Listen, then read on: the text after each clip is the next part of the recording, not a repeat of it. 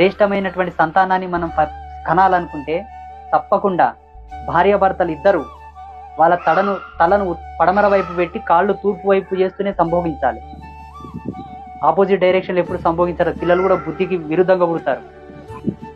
ఏ గుడ్డముక్క లేకుండా కటిక నీళ్ళ మీద సంభోగం చేయరాదు. ఇంకొక విషయం చెప్పుకున్నా, శాస్త్ర ప్రమాణంగా శుచిగా స్నానం చేసుకొని సాంప్రదాయకమైన బొట్టు పెట్టుకొని సాంప్రదాయ పద్ధతిగా తగిన సుగంధభరితములైనటువంటి తైలముల చేత పుష్పముల చేత అలంకరించుకొని సంభోగం చేస్తే ఆ సువాసన భరితమైనటువంటి వాసనను పీల్చుతూ మనస్సును ప్రశాంత చిత్తముతో పెట్టుకొని పరిమళింపజేసుకుంటూ కన్నా పిల్లలు మంచిగానే పుడతారు. అందుకే భారతీయ ధర్మం ప్రకారంగా శోభన గదిని మొదటి రాత్రిని అలంకరిస్తారు చక్కగా.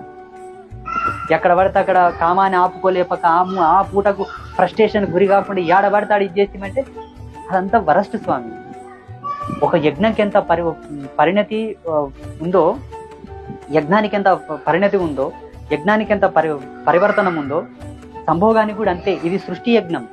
భావి తరాలను ఇవ్వబోతున్నాం మనం.